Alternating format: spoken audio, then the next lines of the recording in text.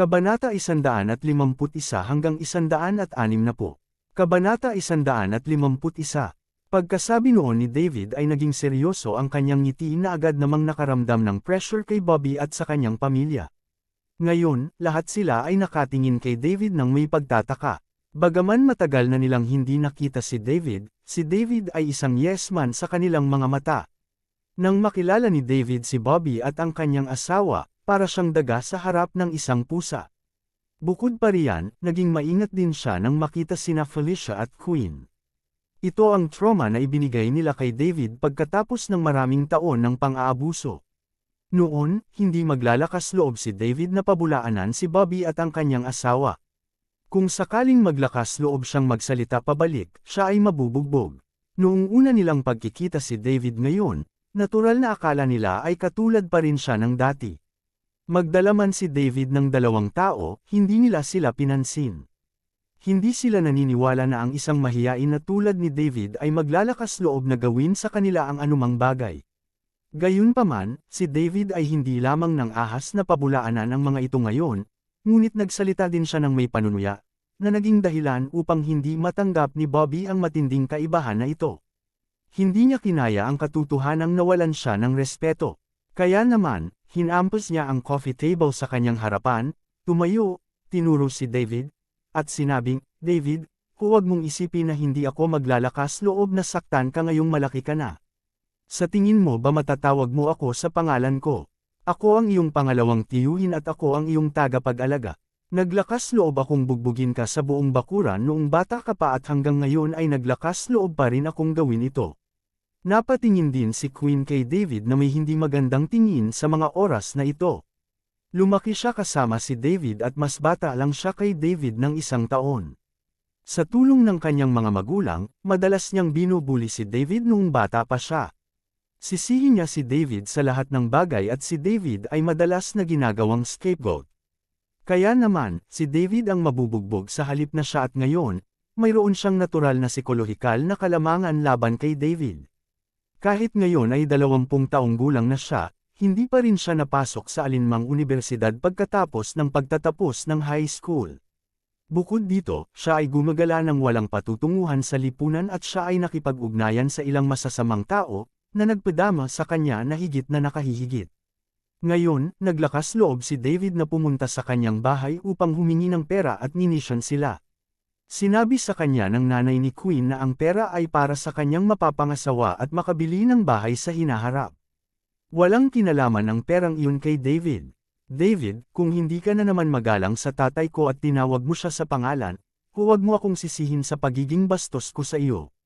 Sumingit din si Queen. Lumingon si David kay Queen at sinabi sa patag na boses, "Queen, tumahimik ka, punk ka. Aayusin ko ang usapin sa iyo mamaya."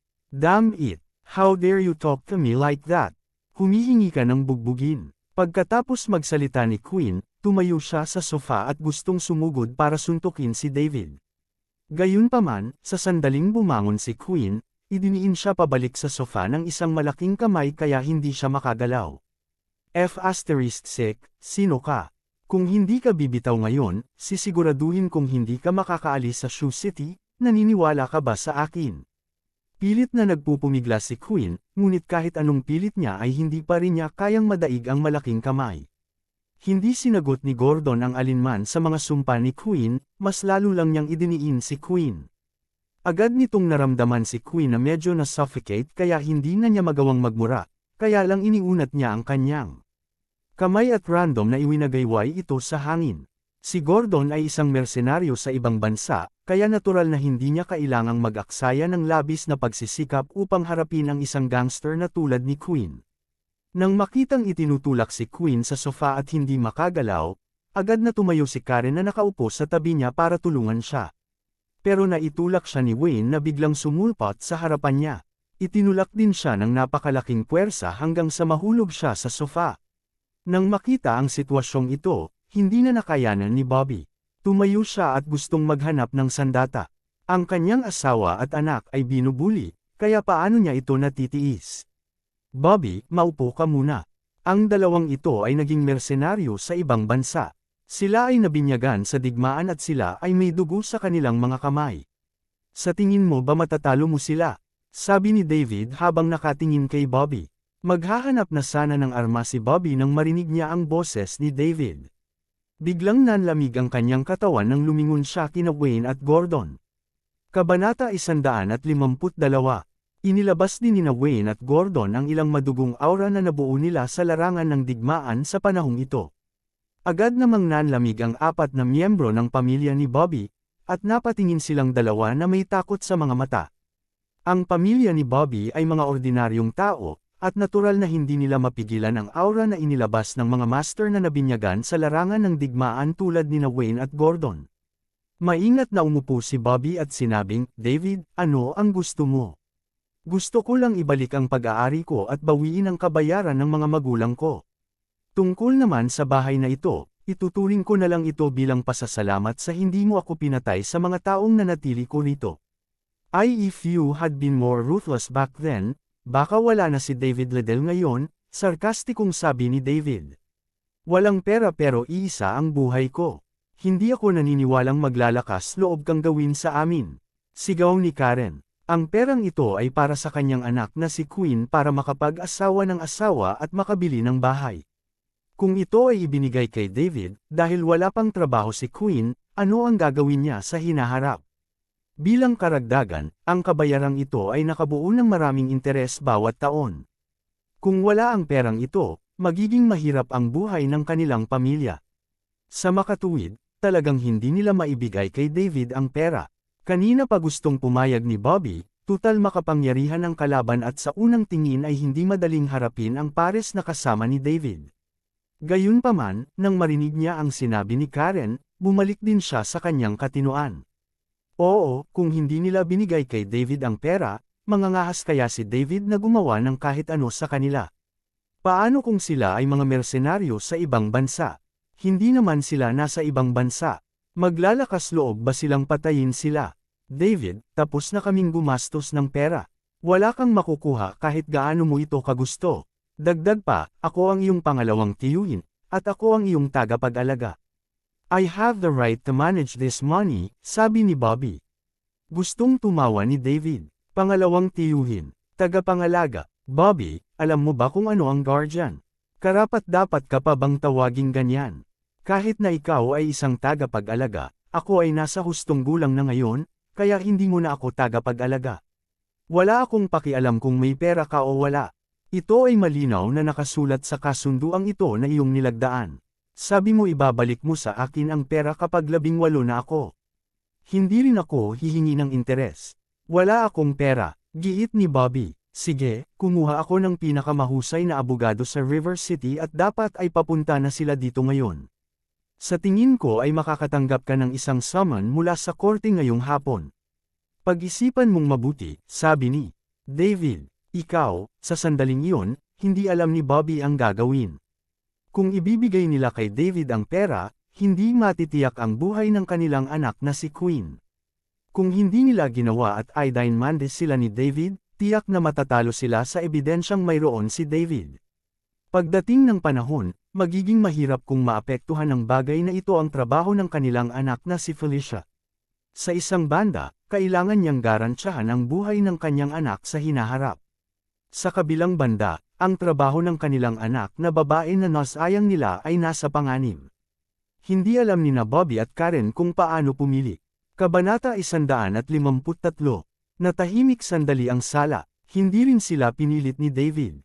Tahimik pa rin siyang nakaupo sa upuan na parang naghihintay ng desisyon ng kabilang partido. David, kung gusto mo ng pera, wala tayo. Idmande mo lang kami. Wala kaming pera kahit singilin kami. Kung hindi ka naniniwala sa akin, maaari mo akong patayin ngayon din. Sa huli, ginawa ni Karen ang desisyon. Ito ay karaniwang katumbas ng pagpili ng pera at pagbibigay ng kinabukasan ng kanyang anak na si Felicia. Nakahinga ng maluwag si Bobby. Dahil si Karen ang gumawa ng desisyon, kaya lang. Mom, paano mo ito magagawa? Umiiyak na sabi ni Felicia habang nakatingin kay Karen. Gayunpaman, walang sinabi si Karen sa kanya. Sa pagtatapos ng araw, si Felicia ay isang anak na babae, at tiyak na ikakasal siya sa hinaharap habang ang anak na lalaki ay ang mag-aalaga sa kanya at kay Bobby kapag sila ay matanda at ayusin ang isang maayos na libing para sa kanila pagkatapos ng kanilang kamatayan. Kaya, syempre, pipiliin nila ang pera. Dahil napagpasyahan mong huwag aibak ang perang ito, hintayin mo na lang ang patawag mula sa korte sa hapon. I don't want to waste my breath talking to you, walang pakialam na sabi ni David. Sa totoo lang, inaasahan ni David na gagawa ng ganoong desisyon si Bobby at ang kanyang asawa, kaya hindi na siya nagulat. Inaasahan na niya na mangyayari ito, kaya nakipag-ugnayan muna siya sa abogado at hiniling na pumunta siya sa lalong madaling panahon. Ngayon, lumipat tayo sa isa pang usapin, sabi ni David, tumayo at naglakad papunta kina Queen at Gordon. Ang kamay ni Gordon na nasa dibdib ni Queen ay direktang humawak sa damit ni Queen at binuhat ito mula sa sofa. Naparalisa na si Queen sa takot dahil ang karamihan sa layunin ng pagpatay kay Gordon ay nakadirekta sa kanya ngayon lang. Bagamat isa siyang gangster sa isang maliit na lungsod sa antas ng county at ilang beses na siyang nakalaban, paano niya matiis ang aura ng isang master na tulad ni Gordon? Queen, ayokong makipagtalo sa iyo tungkol sa mga nangyari noong mga bata pa tayo, pero how dare you touch Tita Sally? Aayusin ko ang account na ito sa iyo ng maayos. Di David? Kung mayroon kang mga bola, hayaan mo akong tawagan ang aking mga tao. Ipinapangako kung hindi ka makakalabas sa Sioux City, mahinang sabi ni Queen. Sa sandaling ito, pinagbabantaan pa rin niya si David, na iniisip na magagawa niya ang lahat ng gusto niya dahil lang sa kakilala niya ang ilang masasamang tao sa Sioux City. Sampal, sinampal ni David si Queen sa mukha. Bagamat hindi siya gumamit ng labis na puwersa, ang kasalukuyang pangangatawan ni David ay mas malakas kaysa sa karaniwang tao. Kaya naman, namula agad ang mukha ni Queen. May mga bakas pa ng dugong tumutulo mula sa sulok ng kanyang bibig. David, huwag kang gagawa ng katangahan. Lumalabag ka sa batas. Sigaw ni Bobby sa isang tabi. Oh, kaya, tila alam mo kung ang isang bagay ay labag sa batas. Hindi ka ba lumalabag sa batas sa pamamagitan ng pagpigil sa aking mga magulang? Kabayaran mula sa akin, sagot ni David. Nang makitang namula ang kalahati ng mukha ng kanyang anak matapos masampal ni David, kinuha ni Karen ang kanyang telepono at gustong tumawag ng pulis. Gayunpaman, inagaw ito ni Wayne at itinapon sa lupa. Sampal, hindi pinansin ni David ang iba at muling sinampal ang mukha ni Queen. Sa pagkakataong ito, namamaga ang magkabilang gilid ng mukha niya para siyang lobo. Tumulo ang luha ni Queen matapos ang dalawang sampal ni David sa sobrang sakit. Parehong nababalisa sina Bobby at Karen, ngunit wala silang magawa dahil kinokontrol sila ng iba. Halika, sabihin mo sa akin ang mas masakit na mga bagay, sabi ni David. Tahimik na pinagmamasdan ni Queen si David na may luha sa kanyang mga mata. Ano, hindi ka na ba maglakas loob na gawin ito? Saka bakit mo sinaktan si Tita Sally ko? Nagpatuloy si David. Nanatiling tahimik si Queen. Sabihin mo sa akin. Daing ni David. Chapter 154. Sa sobrang takot ng pamilya ni Bobby ay kinilig sila. Hindi siya sinaktan, marahan ko lang siyang tinulak, sabi ni Queen habang nanginginig. Natatakot na talaga siya ngayon. Parang ibang tao si David matapos siyang hindi makita ng 2 hanggang 3 taon. Medyo natakot siya, marahan lang natulak. Kung gayon paano niya nasaktan ng husto ang kanyang baywang na hindi siya makabangon sa kama sa loob ng kalahating buwan. Tanong ni David kay Queen na may malamig na liwanag sa kanyang mga mata. Hindi ko alam. Hindi mo alam. Inabot ni David ang baba ni Queen. Hindi ko talaga alam. Mali si David. Please patawarin mo ako. Sigaw ni Queen. Humihingi ng awa si Queen. Wala talaga siyang choice. Masyado siyang pinipilit ni David ngayon. Ngumiti si David at binitawan si Queen. Binaba din siya ni Gordon. Umupo agad si Queen sa sofa, hingal na hingal. Lumingon si David kay Bobby at sinabing, Bobby, sa totoo lang, sa akin, wala talaga akong pakialam sa pera. Ayaw ko sanang hilingin noong una, pero naglakas loob si Queen na saktan si Tita Sally ko, kaya siya ang dapat mong sisihin. Tandaan na ilipat ang pera ng mas maaga kung magagawa mo ito. I-freeze ng korte ang lahat ng ari-arian sa pangalan ng iyong pamilya sa hapon ng mas maaga. Magkita tayo sa korte. Pagkatapos magsalita ni David, tumalikod siya at lumabas ng sala. Umalis din sina Gordon at Wayne kasama si David. Nagkatinginan ang pamilya ni Bobby sa sala. Kitang-kita nilang lahat ang gulat sa mga mata ng isa't isa. 2 taon na nilang hindi nakita si David at ang yes man noon ay naging napakalakas at dominanteng noon, si David ang unang nagising sa kanilang pamilya at ang huling natulog. Mas masahol pa sa baboy ang kakainin niya at mas marami siyang trabaho kaysa sa baka. Minsan, binubugbog pa siya ng walang awa. Ang biglaang pagbabago ng katayuan ay naging mahirap para sa kanila na tanggapin sa isang iglap. Anong dapat nating gawin? Tanong ni Karen. Natakot din siya kay David. Pumunta ka, humiram ka ng card sa iyong mga magulang at ililipat namin ang pera doon. Kung hindi, lahat ay magyelo. Mabilis na sabi ni Bobby. Ang pamilya ay sumugod sa tahanan ng ina ni Karen na ganap na hindi pinansin ang sugat sa mukha ni Queen. Hanggat narito pa ang kanilang pera, ang sugat na iyon ay wala. Sa paglipas ng mga taon, ang pamilya ni Bobby ay namumuhay ng medyo walang pakialam dahil sa 2 milyong kabayaran mula sa mga magulang ni David. Pinaupahan din nila ang dating bahay ni David. Ang taunang interes kasama ang upa ay sapat na para mabuhay ang kanilang pamilya, kaya hindi sila nagtrabaho. Ngayon, kaunti na lang ang natitira sa pamilya. Kung ito ay nagyelo, kung gayon ang kanilang buhay ay magiging mahirap. Dahil dito, nang makuha nila ang card at pumunta sa bangko para maglipat ng pera, nalaman nilang hindi gumagana ang kanilang bank card at pansamantalang hindi magagamit. Ito ay syempre ginawa ni David. Nais lang niyang bigyan ng kaunting pag-asa si Bobby at ang kanyang pamilya at pagkatapos ay dahan daw ang gawing kawalan ng pag-asa. Nagkagulo si Bobby at ang kanyang pamilya sa bangko. Ito ang lahat ng kanilang mga ari-arian kaya hindi sila madaling sumuko kahit hindi na ito sa kanila.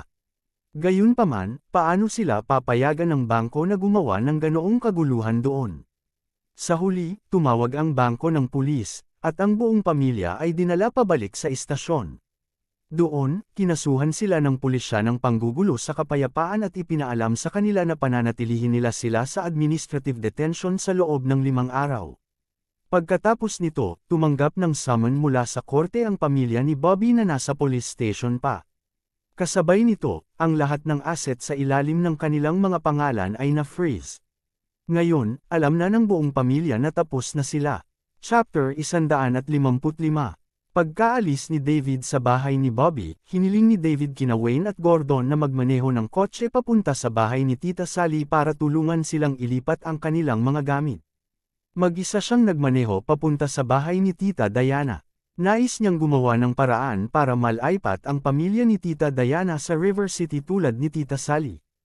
Handa na ang bahay, dagdag pa, makapagtrabaho na lang sila sa Golden Leaf Hotel para magkaroon sila ng kita at mamuhay ng comfortable. Ibinigay na niya sa abogado ang usapin ni Bobby at ipinaalam na niya ito gamit ang kanyang mga koneksyon.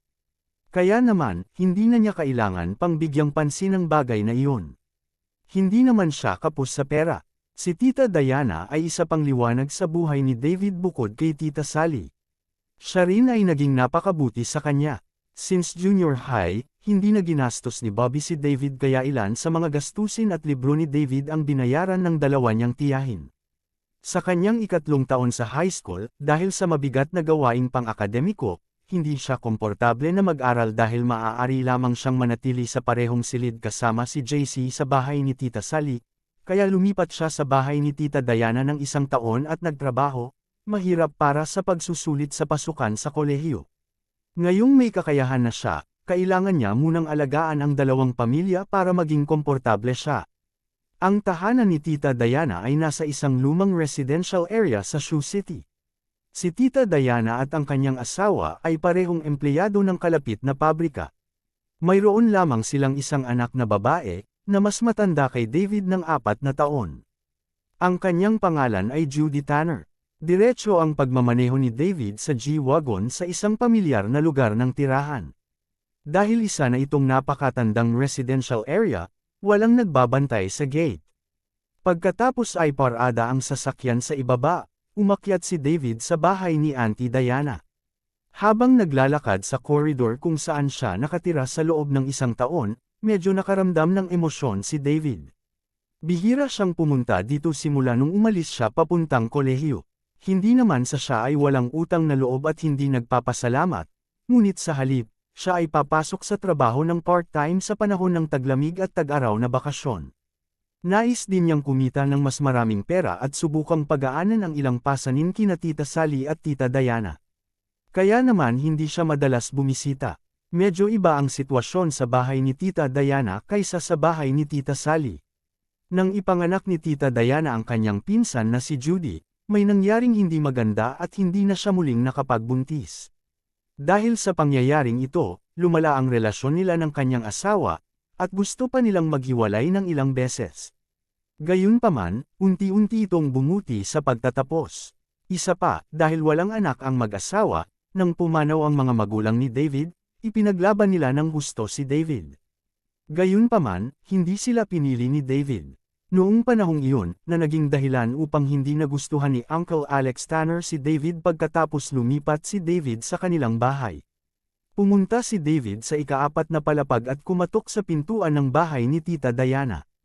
Knock knock. Maya-maya ay bumukas ang lumang pinto ng seguridad mula sa loob. Isang pamilyar na mukha ang bumungad sa mga mata ni David. Si Tita Diana pala. Dave, di ba nasa university ka sa River City? Bakit ka bumalik? Pumasok ka, tanong ni Diana. Gayunpaman, halatang may bahid ng saya sa tono niya. Dahil walang anak si Diana, talagang tinuring niya si David bilang anak niya. Tita Diana, weekend ngayon, kaya bumalik ako para makita ka, sagot ni David. Pasok, pasok, huwag tumayo sa labas. Hinawakan ni Diana ang kamay ni David at hinayla si David papasok ng bahay. Pagkapasok sa silid, nakita ni David na 7 o 8 tao ang nakaupo sa sofa sa sala. Bukod kay Uncle Alex at pinsan na si Judy, naroon din ang kanyang pang-4 na tiyuhin, si Leslie Liddell. Hindi kilala ni David ang ibang mga tao. Uncle Alex, Uncle Leslie, Judy, lumapit si David at isa-isa silang binati. Tumango rin ang 3 bilang tugon kay David. Ang relasyon ni Uncle Leslie kay David ay medyo normal. Kahit hindi niya tinulungan si David, hindi rin siya nagtanim ng sama ng loob sa kanya. Malapit ang pamilya ni Tita Diana at ang pamilya ni Uncle Leslie. Tungkol naman kay Tio Bobby, hindi na sila nakikipag-ugnayan sa kanya pagkatapos ng insidente ni David. Dave, ipapakilala kita. Boyfriend ito ni Judy, Jude Houghton ang pangalan niya at ito ang mga magulang niya. Tita ito ni Jude, at ito ang pinsan niya. Lumapit si Tita Diana at itinuro ang 5 taong hindi kilala ni David habang isa-isang ipinakilala. Chapter 156. Kumusta sa lahat? Binati silang lahat ni David ngunit hindi pinansin. Noon lang napagtanto ni David na may mali. Namumula ang mga mata ng pinsan na si Judy na parang kakaiyak lang. Mukhang nagalit din si Tito Alex sa kinauupuan niya. Mga in-law, pamangkin ko ito, anak ng pangatlong kapatid ko. Kasalukuyan siyang nag-aaral ng university sa River City, pagpapakilala ni Diana kay David sa iba. Matapos ipakilala, sinundan ni David ang kanyang tiyahin na si Diana sa kusina upang maghanda ng pagkain. Masyadong solemn na ang atmosphere sa sala at ayaw niyang manatili doon. Gayunpaman, pinalayas siya ni Tita Diana dahil nasa kusina ang kanyang Tita Lisa at hindi na kailangan ang kanyang tulong. Walang ibang pagpipilian, umupo si David sa sala at nagkunwaring abala sa mga palabas sa telebisyon. Siya ay orihinal na nagplano na makipag-usap sa kanyang tiyahin na si Diana tungkol sa kanyang kasalukuyang sitwasyon sa pananalapi at hikayatin silang lumipat sa River City kasama niya.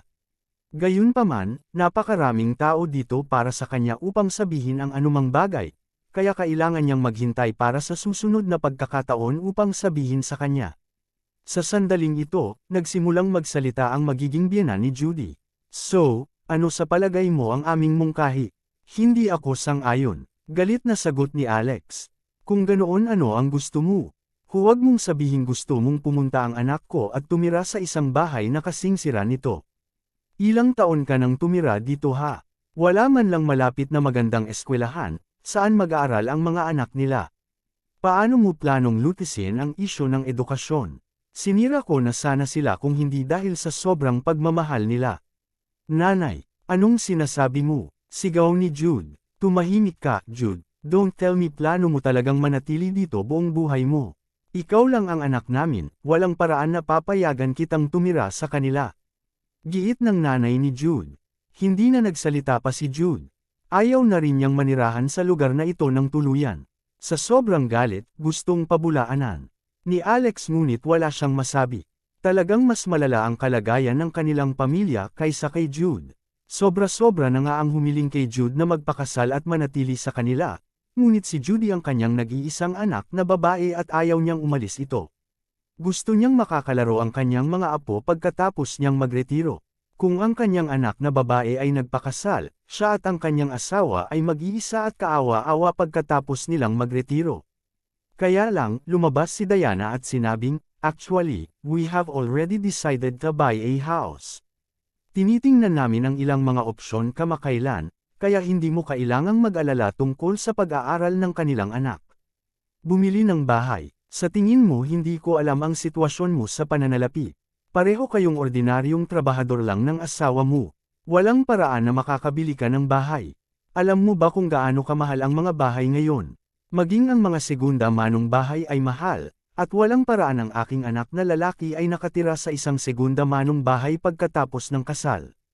Nanatiling tahimik si Diana. Talagang nagpaplano silang bumili ng segunda manong bahay sa isang lugar ng paaralan. Medyo luma na ang bahay noon. Hindi lang nila kayang bumili ng bagong bahay. Tahimik na nagsimulang humagulgol si Judy. Nais ng kanyang mga magulang na lumipat ang kanyang kasintahang si Jude pagkatapos nilang ikasal, habang ang mga magulang ng kanyang kasintahan ay lubos na hindi sumang-ayon. Higit sa lahat, ang kalagayan ng kanyang pamilya ay hindi kasing ganda ng kanyang kasintahan, at gusto rin niyang bigyan ng kanyang anak ng magandang kapaligiran sa edukasyon. Ang tanging pumipigil sa kanya na sumang-ayon sa mga magulang ng kanyang kasintahan ay ang sama ng loob niya sa sarili niyang nanay at tatay. Gayunpaman, dahil buntis na siya ngayon, kailangan nilang isulong ang kasal. Hindi na nila kayang i-drag ang isyu kung saan sila mananatili. Ang tanging nagawa ni Jude ay tahimik na tapikin ang kanyang balikat sa tabi niya. Wala rin siyang win-win solution. Chapter 157. Matapos makinig sa kanila ng ilang sandali, sa wakas ay nakuha ni David ang pangkalahatang ideya kung ano ang nangyayari. Buntis si Judy ngayon kaya kinailangan nilang magpakasal sa lalong madaling panahon.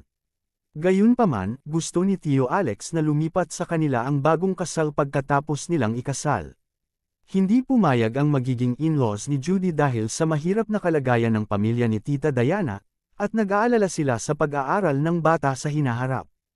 Ang isyu na ito ay nangyayari ng halos isang buwan at nakikita kung paano lumalaki ang hindi pa isinisilang na anak ni Judy araw-araw. Ang kasal ay hindi maaaring ipagpaliban. Gayunpaman, walang naging solusyon na maaaring sumang-ayon ang magkabilang panig. Napagtanto ni David na ang langit ay nasa kanyang panig. Ang pinakamalaking problema niya sa kasalukuyan ay kung paano hikayatin si Tita Diana at ang kanyang pamilya na lumipat sa River City. Lalo na noong ilang dekada na silang nanirahan dito. Kung hindi dahil kay JC, baka mahirap ding kumbansihin ang pamilya ni Tita Sally. Ngayon na ang perpektong oras para magmungkahi siya ng solusyon. Dahil hindi tatanggap ng second-handed house ang mga in-laws ni Judy, paano naman ang first-handed house na pag-aari niya sa South River International Residence na nagkakahalaga ng $100 milyong? Wala silang dapat pag-alinlangan na tanggapin iyon. Kung ang mga in-law ay nag-aalala tungkol sa edukasyon, ang pinakamagandang paaralan sa South River Province ay nasa tabi mismo ng South River International Residence. Nagkaroon pa ng kindergarten. Wala silang masabi para tanggihan siya. Agad na lumiwanag ang mood ni David. Masaya siyang kumain sa tanghalian. Pinagsama ang kanyang magandang kalooban sa katotohanan na matagal na siyang hindi makakain ng luto ni Tia Diana. Kumain si David ng napakaraming bahagi sa tanghalian. Siyempre, ang pagpapahusay ng kanyang mga estatistika sa katawan ay natural na nangangahulugan na kailangan din niyang kumain ng higit pa. Napailing ang pamilya ni Jude nang makita nilang kumakain si David. Iniisip nila kung gaano katagal si David na naiwan sa gutom at kung nandito lang ba siya para sa pagkain. Gayunpaman, hindi gaanong kumain ang iba, dahil hindi pa neresolba ang isyu ng tirahan ng mag-asawa. Walang nasa mood na kumain ng tanghalian, lalo na't hindi ang pamilya ni Tita Diana. Lahat ng nasa gilid nila ay tila kulang sa gana, habang si Judy ay hindi kumain ng kahit isang kagat. Pagkatapos kumain at maglinis ng mesa, ang lahat ay sama-samang umupo upang pag-usapan muli ang isyu. Gayunpaman, hindi sila maaaring sumang-ayon kahit na ano. Nakakita ng pagkakataon si David at tumayo siya para sabihin, mayroon akong ideya na sigurado akong papayag kayong lahat. Napatingin ang lahat kay David at sumilay ang pag-asa sa mga mata ni Judy. Ano ang ideya? Tanong ni Diana. Tita Diana, pwede na kayong lahat lumipat sa River City. Hindi lamang maganda ang kapaligiran doon, ngunit ang antas ng edukasyon ay mahusay din. Maraming puwang para sa karagdagang pag-unlad din, sabi ni David. Bago pa makapagsalita si Diana ay sumigaw muna ang nanay ni Jude. Lipat sa River City. Paano? Alam mo ba kung gaano kamahal ang isang bahay sa River City? Hindi man lang nila kayang bumili ng bagong bahay sa school area ng Sioux City at gusto mong lumipat sa River City. Nabaliw ka na ba? Noong una ay inakala ni Diana na may magandang ideya si David, ngunit napagtanto niya kung gaano ito hindi kapanipaniwala nang marinig niya ito. Hindi na nila kailangang makipagtalo dito kung kaya nilang lumipat sa River City. Nawala ang kislap ng pag-asa sa mga mata ni Judy. Tita Diana, pumunta talaga ako dito para makipag-usap sa iyo. Umaasa ako na makalipat ka sa River City para maipakita ko ang pagiging anak ng mga magulang at mabayaran ang pag-aalaga na ipinakita mo sa akin sa lahat ng mga taon na ito. Naghanda na ako ng lugar na lilipatan mo sa River City. Seryosong sabi ni David, ngunit walang naniwala sa kanya. Naisip nina Diana at Alex na nambobola si David, at medyo napahiya sila sa harap ng kanilang kinabukasan sa mga batas. Ang pamilya ni Jude ay tumingin kay David na may panunuya. Ikaw si David, di ba? Hindi ka maaaring gumawa ng kasinungalingan na kasing hindi ka panipaniwala, okay? Sinasabi mo sa amin na makakabili ka ng bahay sa River City. At isa na iregalo sa tita Diana mo. Universidad ka pa lang, paano ka makakabili ng bahay sa River City? Siguradong nabaliw ka na sa school, ha? Sarkastikong tanong ng mama ni Jude. Eksakto, alam mo ba kung gaano kamahal ang pagbili ng bahay sa River City? Sa tingin mo ikaw lang ang gustong bumili ng bahay doon. Magpakita man lang ng kaunting kahihiyan sa paggawa ng hindi kapani-paniwalang bluff. Sino ang nakakaalam kung paano ka nakapasok sa iyong universidad? Siguradong kadudad ang universidad iyon, ha? Dagdag pa ng tita ni Jude. Mamaya malalaman natin kung na-bluff ba ako o hindi. Ngunit kung ang South River University, isa sa nangungunang 10 universidad sa bansa, ay maituturing na kadudad ang, gusto kong malaman kung ano ang itinuturing mong mabuti, tanong ni David. Ano? South River University. Bilang mga taong nakatira sa South River Province, alam nilang lahat ang prestihiyo ng SRU. Hindi nila inaasahan na mag-aaral si David ng SRU. Walang sinuman sa kanilang malaking pamilya ang nakapasok sa SRU noon. So what kung sa SRU ka nag-aaral? Dahil lamang doon ka nag-aaral ay hindi nagbibigay sa iyo ng karapatang mag-bluff. Ayon sa gusto mo, sagot ng tiyahin ni Jude. Isipin mo kung ano ang gusto mo, pero kapag nalaman natin na may inihanda nga akong bahay para kay Tita Diana at sa pamilya niya, papayag ka na patuloyin si Judy at ang boyfriend niya kay Tita Diana pagkatapos nilang ikasal. Dagdag pa, ang unang anak nila ang kukuha ng apelyido ni Judy. Paano na? Sagot ni David. Oo naman. Kung makakahanap ka ng magandang bahay para sa kanila sa River City, papayag ako sa kahilingan mo. Sabi ng mama ni Jude. Pagkatapos ay idinagdag niya pagkatapos ng ilang pag-iisip, ngunit kahit na ang bahay ay nasa River City, hindi ito maaaring sa isang lugar sa kanayunan, dapat itong malapit sa isang paaralan.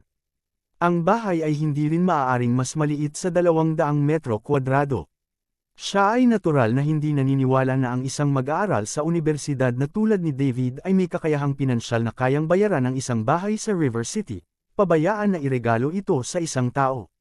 Sa kaso na nagpasya si David na lokohin siya ng isang bahay sa gitna ng kawalan, idinagdag din niya ang mga kondisyong iyon.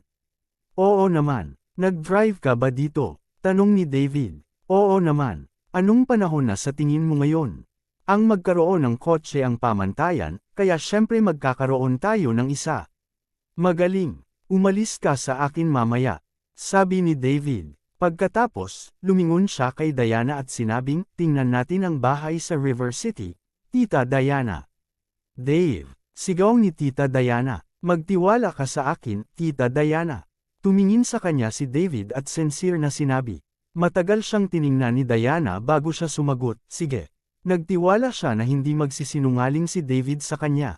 Tito Alex, Judy, sumama ka sa amin. Nilingon ni David sina Alex at Judy para sabihin. Pagkatapos, lahat sila ay naglakad pababa, kasama ang pamilya ni Jude sa likod ni David at Tita Diana. Gusto nilang makita kung paano binalak ni David na pagtakpan ang kasinungalingang ito. Kung nahihiya ang pamilya ni Judy, tiyak na titigil na sila sa paghiling kay Jude na manatili sa kanila pagkatapos ng kasal.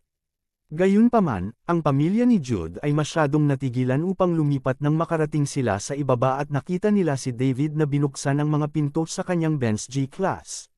Sila ay isang napakayaman na pamilya sa Sioux City, na may bahay at kotse. Ngunit ito ay isang maliit na kotse na nagkakahalaga ng higit sa 100,000. Ang magmaneho ng isang marangyang kotse tulad ng isang Benz ay isang bagay na pangarap lang nila. Pabayaan ang G-Wagon na ito, isa sa mga pinakamarangyang modelo sa lahat ng Benz. Ito ay isang malakas na kontra sa kanilang mga mapanuksong pangungusap tungkol sa kung paano malamang na nabluff si David. Namula ang mga Holton sa kahihiyan. Chapter 158. Maging ang tiyahin ni David na si Diana at Tito Leslie ay nabigla sa kanilang nakita, lalo pa ang pamilya ni Jude. Ang isang Benz ay itinuturing na isang napakarangyang kotse sa isang lugar tulad ng Sioux City. Maaaring hindi nila makilala ang mga Porsche o Ferrari, ngunit tiyak na makikilala nila ang isang Benz o isang BMW dahil ang dalawang tatak na ito ay mga mamahaling sasakyan na nakatanim sa kanilang isipan. Hindi nila inaasahan na si David ang magdadala ng ganoong sasakyan. Ang kakayahan ni David na bumili ng bahay sa River City ay hindi gaanong kapanipaniwala ngayon. Pumasok ka, Tita Diana. Pinagbuksan siya ni David ng pinto sa passenger seat. Dave, ito ba ang sasakyan mo? Tanong ni Diana. Hindi pa rin siya makapaniwala na kayang bilhin ni David ang ganoong karangyang sasakyan. Oo, sagot ni David. Paano mo ito nabili? Huwag mo nang alalahanin iyon, Tita Diana. Pumasok ka na lang muna. Magpapaliwanag pa ako pagdating namin doon. Napagkasunduan na ni Tita Sally at ng kanyang pamilya na lumipat sa River City, kaya inayos ko na ang iyong bahay ay nasa parehong lugar. Huwag kang mag-alala, wala akong ginawang ilegal. Nangako si David. Hindi na nagtanong pa si Diana at sumakay na sa passenger seat ng Benz G-Class. Kung nangako si David na magpapaliwanag mamaya, maghihintay siya sa kanya. Gayunpaman, talagang nag-aalala siya na ang pera ni David ay nagmula sa mga ipinagbabawal na gawain. Pag-aapoy ng makina, naghanda na siyang magmaneho palabas. Ang mag-asawa ay awkwardly na nakatayo sa pwesto. Minsan na silang may karapatan na umupo sa kotseng iyon ay lumaki na si David. Walang kwenta ang paghikayat sa kanya. Walang kahit isang 3-star hotel sa Sioux City. Dave, anong ginagawa natin dito? Tanong ni Diana na patingin din ng iba kay David. Huwag kang mag-alala, Tita Diana. Let me arrange everything, paniniguro ni David. Muli, hindi tumutol si Diana. Nakahinga siya ng maluwag nang makitang lumaki na si David at naging matagumpay. Kakapasok lang ni David at ng iba pa sa Grand Hall ng Golden Leaf Hotel nang mabilis na bumaba ang bagong manager ng hotel para salubungin sila. Kakapadala lang niya ng grupo ng mga VIP sa kanilang mga silid sa itaas nang makatanggap siya ng abiso ng pagdating ni David. Kaya naman, dali-dali siyang bumaba. Mr. Ledell, maligayang pagdating sa Golden Leaf Hotel. Inihanda na namin ang hapunan na na-pre-order mo, sumama ka sa akin. Sabi ng magandang manager kay David. Sasalubungin na sana siya ng isang chairman, ngunit agad na binago ang pagbati niya sa isang patron nang makita niya ang mga mata ni David. Si David at ang isa ay sumunod sa manager sa isang pribadong silid na inihanda para sa kanya. Pinagbuksan sila ng manager ng pinto, at sinundan ng iba si David sa loob. Natulala ang pamilya nina Diana at Jude sa tanawin sa loob ng private room. Ang malaking mesa sa harap nila ay napuno ng mga Kat-Angie tanging delicacy, habang ang singaw mula sa mga bagong lutong pinggan ay napuno ang silid. Ang malaking yulang at king crab ay ang pinakakapansin-pansing mga pagkain. Naroon din ang lahat ng uri ng ulam na hindi nila nakilala. Lahat ay mukhang masarap at mas class kaysa sa kung ano ang makikita nila sa telebisyon. Ang dalawang pamilyang iyon ay nagugutom na sa simula, at hindi nila maiwasang maglaway sa pagkain. Hinayla muna ni David ang isang upuan para kay Tita Diana bago niya pinaupo ang iba. Naramdaman pa rin ng lahat ang labis na kamalayan sa kanilang pag-uugali pagkatapos umupo. Kinuha lang nila ang kanilang mga kubyertos pagkatapos tulungan ni David si Diana sa ilang pinggan at nagsimulang kainin ang sarili. Sa halip na kumain, ang mga kabataan, si Jude, ang kanyang kapatid na pinsan, at si Judy, ay naglabas ng kanilang mga telepono upang mag-post muna ng larawan ng mga ulam sa social media. Hindi nila papalampasan ang ganitong pagkakataon para magpakitang gilas. Maya-maya pa, nakatanggap ang kanilang mga larawan ng mga bulalas ng kanilang mga kaibigan. Nagkaroon ng lahat ng uri ng mga komento, higit sa lahat ng inggit o selos.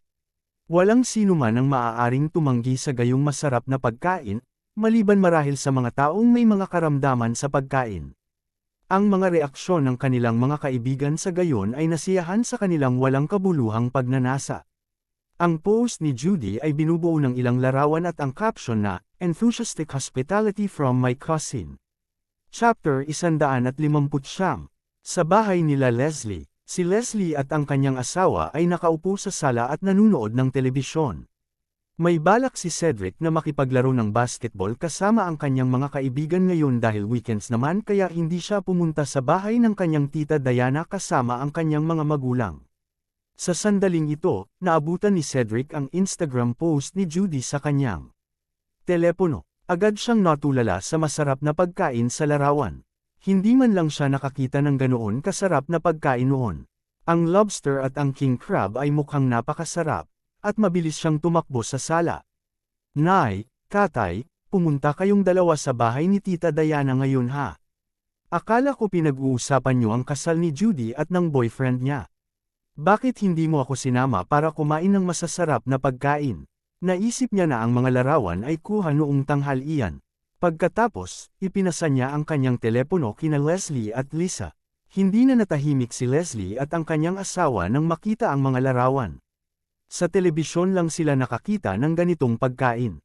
Naisip lang nila kung magkano ang halaga ng mesa ng pagkain na ito. Kasabay ng caption ni Judy, naintindihan nila na ito ang dapat na hapunan na iniregalo ni David sa dalawang pamilyang iyon. Parang naging matagumpay talaga si David. Ipinangako pa ni David sa pamilya ni Diana ang isang bahay sa River City, ngunit hindi ito isang benepisyo na maaari rin nilang matamasa. Bilang tiyuhin ni David, nagkaroon ng pagkakataon si Leslie na bumuo ng magandang relasyon kay David tulad ng ginawa ni Diana ilang taon na ang nakakaraan. Kung gayon, masisiyahan din ang kanyang pamilya sa kayamanan ni David. Gayunpaman, matapos matalo ang laban para sa pagiging guardianship ni David at ang $2 milyong na kabayaran, hindi na muling pinansin ni Leslie si David. Hindi na interesado, itinabi ni Leslie ang telepono at sinabing, hindi ito tanghalian. Simpleng lutong bahay lang ang tanghalian namin ni Tita Diana mo. So dinner na ito. Hindi ba kayo close sa pamilya ni Tita Diana? Bakit hindi nila kami niyaya na kumain kasama nila? Hindi pa ako nakakita ng ganoong kasarap na pagkain sa buong buhay ko. Wala akong pakialam, gusto ko ring kainin ito. Medyo galit na sabi ni Cedric. Nairita na si Leslie sa napalampas na pagkakataong magkaroon ng magandang relasyon kay David. Ang inis ni Cedric ay nakadagdag lamang sa kanyang galit, at sinigawan niya ang kanyang anak, ang alam mo lang ay kumain. Pumunta ka sa iyong silid at tapusin ang iyong takdang aralin. She** lang ang kakainin mo kung hindi ka papasok sa university. Natigilan si Cedric nang hindi niya inaasahan na bigla siyang sigawan ni Leslie. Nangingilid ang mga luha sa kanyang mga mata habang tumatakbo papasok sa kwarto at malakas na senaryo ang pinto sa kanyang likuran. Ano bang problema mo? Ikaw ang gumawa ng desisyon noon. Wala sa mga ito ang kasalanan ng anak natin. Ang alam mo lang ay ilabas mo ang galit mo sa anak natin. Sabi ko naman sa'yo na maging mabait ka kay Dave, pamangkin mo pa rin siya diba? Pero hindi ka makikinig. Sabi mo siya ang problema kung sino man ang nakakuha ng kabayaran. Ano ang gusto mong gawin ngayon, ha? Galit na reklamo ni Lisa. Hindi sumagot si Leslie habang nakahiga sa sofa. Ito ay ang katotohanan na hindi siya nagpakita ng pagmamalasakit kay David matapos ang bata ay nagpasya na tumira kay Bobby. Ang alam niya ay ang sinabi sa kanya ni Diana, na si David ay tila hindi namumuhay ng maayos sa pangangalaga ni Bobby. May mga palatandaan ng pang-aabuso sa bata at umaasa si Diana na makikialam siya. Para lamang kay Leslie na sabihin na si David ay darating at hindi ito ang kanyang problema. Mayaman na si David ngayon, kaya niyang bumili ng mamahaling sasakyan, bumili ng bahay para sa pamilya ni Diana, at dalhin sila para kumain ng masasarap na pagkain. Kahit nainggit siya, nakaramdam din siya ng panghihinayang. Dapat ay ipinakita niya kay David ang ilang anyo ng pag-aalala, o ang mga bagay ay hindi na sana umabot sa ganoong punto ngayon. Huli na ang lahat, at wala siyang sinabing makakapagpabago ng anuman. Bantong hininga, kung alam ko lang. Walang sinabi si Lisa para, lalo pang lumala ang asawa. Maaaring hinikayat niya ito na pakitunguhan ng mabuti si David, ngunit hindi siya gumawa ng anumang aktwal na aksyon. Ang tanging ginawa niya ay magsalita. Ngayon lang na mayaman si David, si Diana ay naging pinakamayaman sa magkakapatid, at naging bigo sila nito. Ang mga tao ay may walang limitasyong potensyal. Isa itong napakalaking mesa ng pagkain, at ang siyam sa kanila ay inabot ng 2 buong oras upang matapos ang halos 1 dosenang pinggan. Si David ang pinakamaraming kumain, kahit na ito ay dahil sa kanyang pinahusay na estatistika ng katawan. Ang kanyang gana ay lumago mula noong pagpapahusay. Ang ikinagulat niya ay ang malaking gana ng mga ordinaryong tao na nakaupo rito. Ito ay naging isip pamumulaklak. Hindi niya alam na ganito lang pala karami ang kinakain ng mga taong ito dahil hindi pa sila nakakita ng ganoon kasarap na pagkain sa buong buhay nila. Dahil dito, nag-aatubili silang mag-aksaya ng pagkain kaya hindi sila huminto kahit busog na sila. Nagpahinga muna sila ng kaunti at nagpatuloy sa pagkain hanggang sa matapos ang lahat bago nila ibaba ang kanilang mga kubyertos. Inilabas pa nga ni Jude at ng 2 pang dalaga ang kanilang mga telepono sa maikling pahinga para hanapin ang mga pagkain ito. Chapter 160. Hindi bababa sa $1,000,000. Dahil dito, lalo silang nag-aatubili na mag-aksaya ng pagkain. Pagkatapos kumain ay nagpahinga din sila sandali. Ipinatingin ni David sa manager ng hotel ang mga ito sa ilang high-class na suite para makapagpahinga ang lahat para sa gabi. Huli na parating na ng mga bahay ngayong gabi dahil magdamag na ang sales department. Hindi rin sila makapirma ng anumang mga papeles ngayon, kaya ang tanging pagpipilian ay maghintay hanggang bukas. Pagkatapos ng almusal kinabukasan, dinala ni David ang lahat sa South River International Residence. Ang G-Wagon ni David ay madaling pumasok sa tirahan ngunit ang mas murang sasakyan ng pamilya ni Jude na nagkakahalaga ng humigit kumulang $100,000,000 ay pinigilan ng mga security guard sa labas. Ang mga security guard na ito ay nagtatrabaho na dito sa loob ng ilang taon, at hindi pa sila nakakita ng anumang murang sasakyan na pumasok sa residence. Ang G-Wagon ni David ay tinaguri ang pinakamurang sasakyan doon sa mga nangungupahan na nakatira sa loob, kaya tama lang na huminto sila at tiningnan ang mga bisita. Hoy! Ano ang ginagawa ninyong mga tao? Umalis ka na. Ito ay hindi isang lugar para sa iyo. Lumapit ang isang security guard sa mga magulang ni Jude at sumigaw. Maaaring hindi niya kayang bumili ng ganoong sasakyan, ngunit hindi niya naramdaman ang pangangailangan na maging magalang sa mga taong nagmamaneho ng ganoong, murang, na kotse. Maaaring walang gaanong ipon ang gwardya mula nang magtrabaho rito, ngunit tiyak na tumaas ang kanyang mga pamantayan. Heto, Manong, manigarilyo ka. Sinusundan namin ang sasakyan sa harap namin, kasama namin sila. Magalang na sabi ng grupo ni Jude nang madaanan niya ang isang sigarilyo sa security guard. Mukhang awkward pa rin siya, dahil ito ay isang malaking lungsod at siya ay isang estranghero dito. Kinuha ng gwardya ang sigarilyo at nagsalita sa walkie-talkie, hindi. 6.6. Ngayon lang pumasok ang isang Benz J-Class, ipadala sa driver ang kanyang proof of residence, at pumunta sa pangunahing gate. May bisita dito, kopyahin. May boses sa kabilang dulo ng walkie-talkie. Tapos, mayabang na sinabi ng security guard sa dad ni Jude, ihinto mo muna ang sasakyan mo sa tabi at huwag kang tatakbo. Ito ay hindi isang lugar na maaari ninyong pasukin ayon sa gusto ninyo. Parehong nagalit ang mama at tiya ni Jude. Hindi pa sila naranasan ng gayong pagmamataas sa Sioux City.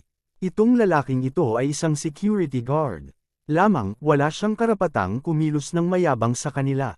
Ano bang pinagsasasabi mo, ha? Ano ang ibig mong sabihin na ito ay hindi isang lugar na maaaring pasukin ng mga tulad natin ayon sa gusto natin?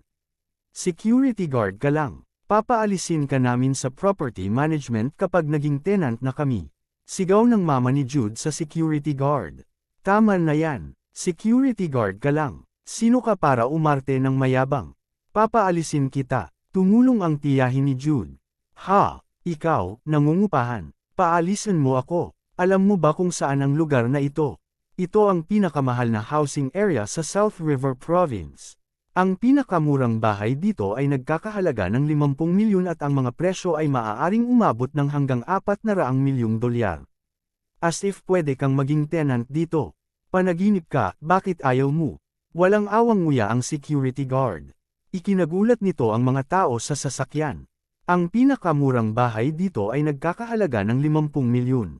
At ang mga presyo ay maaaring umabot sa 400 milyon. Ito ay ganap na lumampas sa kanilang mga imahinasyon.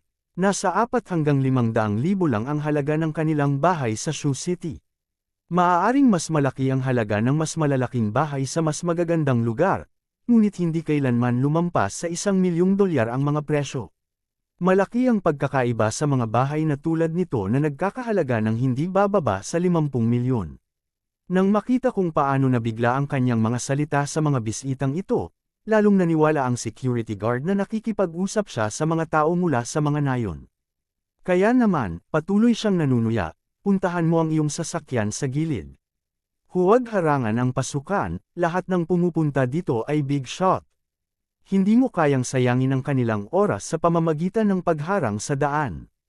Mabilis na pinaandar ng papa ni Jude ang kanyang sasakyan sa gilid at hinintay na dumating si David at ang iba pa at sunduin sila. Bigla ding naalala ng iba sa sasakyan na nandito si David para ipakita sa kanila ang bahay. Ang bahay ba ay nasa tirahan na ito? Isang bahay na nagkakahalaga ng hindi bababa sa 50 milyon. Iregalo niya ba ang bahay na ito sa kanilang anak pagkatapos ng kasal? Nagbabahagi ng gulat at pagtataka ang tatlo sa sasakyan. Natigilan sila sa biglang pagdating ng napakalaking swerte.